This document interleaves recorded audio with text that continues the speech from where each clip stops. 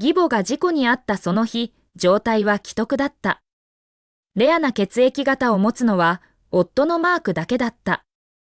だが大学教授のマークは、同級生時代の恋人の小学生の子供の作文の家庭教師をして忙しかった。前回は、私が間に合うようにマークを連れてきて、義母の命は救われた。だがその後、彼の元カノの悪ガキが配電盤をいじったら、キッチンが爆発した。彼女と子供は火事で死んだ。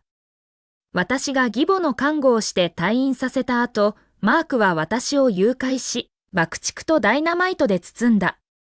私は粉々に吹き飛ばされたが、それでも彼には足りなかった。彼は私を何度も刺した。サラとティミーが死んだのは全部お前のせいだ。と叫びながら。なんで彼らは死ななきゃいけないのに、お前は幸せに生きていられるんだ？彼らが感じた痛みをお前にも味わわせてやる。目を覚ますと、義母が事故に遭ったその日だった。今回は、私はマークをすべての連絡先からブロックした。携帯も電源を切った。今回なら、彼の元カノの子供の作文がさぜうまく書けるだろう。1、刺激的な消毒液の匂いで意識が戻った。振り返ると、義母が救急車から運び出されているのが見えた。夢を見ているに違いない。医師としての本能で、私は彼女の怪我を確認した。前回と同じように大量の内出血だ。すぐに輸血しないと助からない。マークが唯一の一致する血液型を持っていることを知っていたが、今回は医師としての職責を尽くすだけだ。手術室に運ぶ。血液検査をする。家族に連絡する。血液検査の結果が出た。若い看護師が焦って聞いた。ルイス医師、患者はレアな血液型の O 型ネガティブです。血液銀行に在庫がありません。どうしましょう？私はメスを置き、マスクを外した。家族を待つ。一致する人がいることを願う。病院は義父のトムに連絡し、彼は息を切らして駆け込んできた。ハニー、何が起こったの？お父さん、義母が車事故に遭いました。トラックに衝突されました。出血を止める手術は始めましたが、出血が多すぎて輸血が必要です。普段は沈着なトムがペースを乱して歩き回り始めた。どうしよう？俺は一致しない。それから彼の目が輝いた。マーク。彼はお前の母親と同じ血液型だ。どこにいる？連絡した？私は声を上げ、偽りの悲しみを込めて涙を浮かべた。お父さん、混乱してて携帯の電池が切れちゃって、マークに連絡する機会がなかったんです。トムは自分の携帯を私の手に押し付けた。俺は支払いに行く。お前が彼に電話しろ。今すぐここに来させろ。肝心な時に現れない息子なんて何の役に立つ？彼の携帯を見てめまいがした。永遠に愛してると誓った夫は、求愛が戻ってきた後、完全に変わってしまった。私は病気休暇を申請して、彼に元カノの子供を学校から迎えに行かせた。話し合おうとすると、彼はうんざりしたように手を振ってきた。クレア、お前何か悪いの？俺はお前にいいことしてるじゃん？毎晩夕飯を持って帰るじゃん。感謝しろ。だが彼が持って帰ってくる夕飯は元カノとその子供の残り物だった。家では一度も手を動かさない夫が、今では元カノの家の掃除を毎日している。妻である私は、ただ一つ質問するだけでうるさいと罵倒される。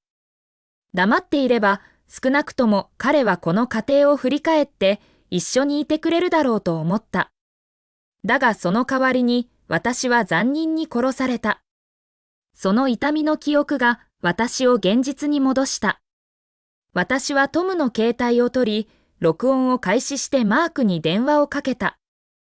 彼の声が聞こえてきた。やあ、お父さん。何か用？に。私だ。義母が大怪我をして手術中だ。今すぐここに来い。私の声を聞いた瞬間、マークの口調が変わった。なんでお父さんの携帯を使ってる？何か企んでるの？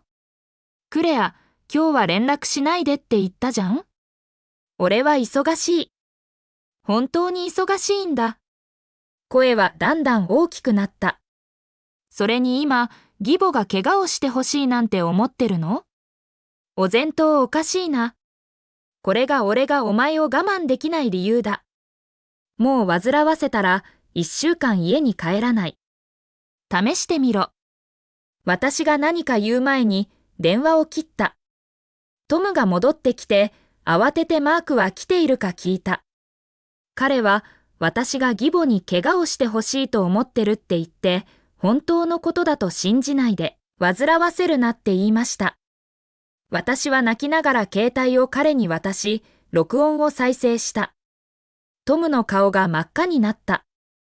この恩知らずな野郎。俺が直接電話する。彼はマークに電話をかけ、スピーカーをオンにした。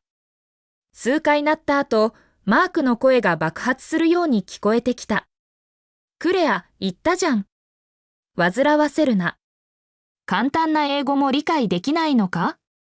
言ってる通り、1週間家に帰らない。お前、このネガティブなビッチ。消え失せろ。そして電話を切った。トムの手が空中で固まった。口を開けたまま、その言葉が自分の息子から出たことを信じられないようだった。駐在、看護師が慌てて走ってきた。ルイス医師、患者の血圧が急降下しています。創傷から再出血しています。機械では支えきれません。30分以内に輸血しないと救えません。トムは現実に戻り、震えた。私は泣きながら自分を責めた。お父さん、ごめんなさい。全部私のせいです。マークは元カノの子供の家庭教師を邪魔しようとしてるって思って信じてくれませんでした。どうしよう？義母の規則が細ってきてる。トムは震えながら私の肩を叩いた。ハニー、お前のせいじゃない。あの男を育て方が悪かったんだ。もう一度電話する。まだ30分ある。お前の母親はまだ救える。トムは何度もマークに電話をかけたが応じなかった。トムは怒りごおどりじと携帯を地面に投げつけ、椅子に崩れ込んだ。私は彼を起こした。お父さん、病院の電話からかけてみて。それなら信じてくれるかもしれません。俺がかけたら信じないだろう。病院の電話で。トムはその希望をつかみ、うなずいて私と一緒に受付に急いだ。私は固定電話でマークに電話をかけた。数回鳴った後、すぐに応じた。彼が何か言う前に、トムが叫んだ。この恩知らずな息子。病院に来い。お前の母親が救急室にいる。30分以内にここに来ないとお前の母親は死ぬぞ。このことを台無しにしたら、俺はお前を息子と認めなくなる。トムの声は絶望で震えていたが、マークはそのどれも聞き入れなかった。ただため息をついた。お父さん、クレアが母親の事故を言うのは一回時だけど、なんでお前までついてくるんだ？いつもお前は彼女のそばに立つ。だから彼女は何でも許されるんだ。お前の言う通りにした。お前が望む女と結婚した。今さら、俺が自分のために一つことをすることも許されないの？なんでお前は外人のお前が俺の幸せを邪魔するのを手伝うんだ？クレアを出せ。彼女は頭がおかしくなって、俺がしたいことを止めようとしてる。私は電話を奪い取り、声を完全に平穏にした。マーク、冗談じゃない。お父さんは俺の幸せを台無しにするために手伝ってるわけじゃない。これは本当のことだ。それから小さな男の子の声が聞こえてきた。マークおじさん、まだ書き方がわからない。勉強したくない。宿題を手伝って。手伝ってくれないとママに会わせない。子供は泣き叫び続けた。マークの声が突然柔らかくなった。わかった、わかった。手伝ってあげる。だけど、これは俺たちの秘密だよ。ママには話さないで。それから女の声が聞こえてきた。マーク、大丈夫？いっぱい電話してるね。休んでいい？キミーと私はテイクアウトを注文すればいいから、用事を済ませてきて。マークは言ったのさら、どうしてそんなこと言うの？キミーとお前にテイクアウトを食べさせるわけにはいかない。キミーとお前はテイクアウトを食べちゃダメだ。一晩中心肺して眠れない。座って休んで。調子悪いんだから休む必要がある。大丈夫。ただクレイジーな女が煩わしてるだけ。狂犬病の犬みたいなもんだ。明日彼女が事故に遭って死んでも驚かない。マークは電話に歯を食いしばって憎しみに満ちた声で言った。クレア、言ってる通り、どれだけ叫んでもお前の勝ちにはさせない。義母が事故に遭ってほしいなんて思ってるの？家に帰ってからきちんと扱ってやる。もう一度電話したら終わりだ。離婚する。彼は電話を切った。私はスピーカーをオンにしていたので、すべての人が聞いていた。誰もがもう電話をかけても無駄だと分かった。彼は来ない。トムは屈辱を感じて顔が真っ赤になった。壁にも垂れかかり、つぶやいた。俺たちの家は呪われているんだ。周りの人たちが囁き始めた。声は大きくないが、一期一句聞こえた。なんてこった、ルイス医師の夫がこんな人だったなんて。浮気してプラウドだ。そうだよ。ルイス医師はとても強い女性だよ。頑張ってて、才能もあって、親切だし、俺が一番尊敬する人の一人だ。家庭生活がこんな状態だとは思わなかった。そうだよね。